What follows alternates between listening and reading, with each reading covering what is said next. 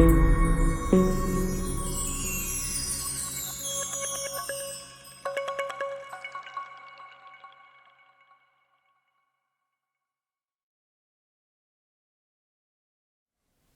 hello friends, welcome back to another Truth for Today. I'm Pastor Mike, coming to you from the Lighthouse Baptist Church here in Seagrove, and we hope today's devotional thought finds you doing very, very well. We're taking our reading today out of the book of Philippians, chapter number 1, and verse number 27, and it's a long verse, but I want to read it to you today and then share a few thoughts with you if I could. The verse says this: "Only let your conversation be as it becometh the gospel of Christ." In other words, let the gospel and what it's done in your life be what guides your speech. But then he goes on to say this, that whether I come and see you or else be absent, I may hear of your affairs, that you stand fast in one spirit, with one mind, striving together for the faith of the gospel.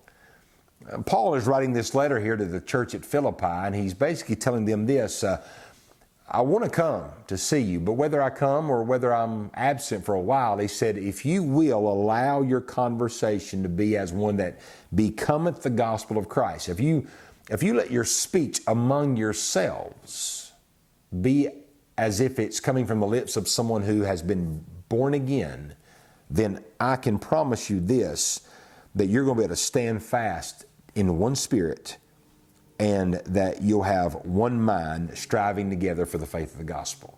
He's talking to a church about its unity.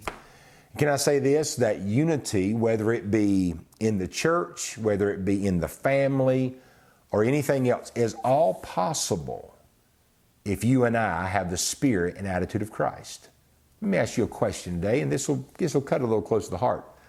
But in your life, in your relationships, do you find yourself unified with more people than you are at odds with?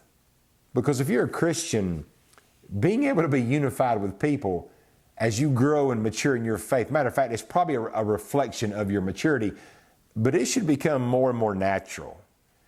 Because as you mature in your faith and you become more like Christ, here's what you realize, that everybody may not be where you're at, but you can find through common grace the ability to be kind toward, compassionate toward, long-suffering with all those around you. If you really put it in perspective, nobody measured up to where Jesus was.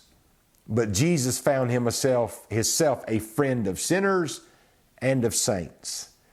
So in reality, it's a reflection of who we are and where we're at on whether we're in unity with more people than we're at odds with. Now, if you're the kind of person that's at odds with more people than you're in unity with, then you probably carry this, especially if you're a churchgoer, this self-righteous facade that, well, I'm just more spiritual than everybody and nobody can take me. And no. You're completely wrong, and it's backwards. If you're at odds with more people than you're at unity with, especially in a church setting or even in your own family, it ain't everybody else. And I know I got to be the bad guy and tell you that, but it's you. It's just you. Jesus could find a way to be harmonistic with the worst of sinners and the best of saints. And when we're more like Jesus, so will we.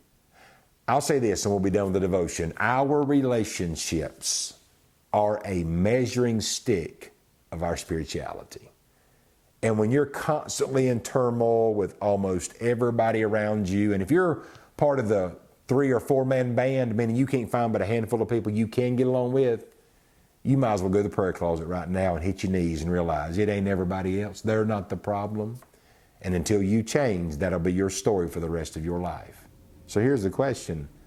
If we're supposed to let our conversation be as becometh the gospel of Christ and it builds unity, well then here's the thing. Can anybody see the gospel working in our lives?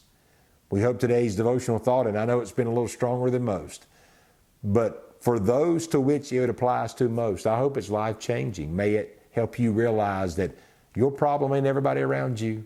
It's the man or woman in the mirror. Let today's devotional thought change that, and we hope it will, because as always, our desire and prayer is that the Lord will richly bless you today. God bless you.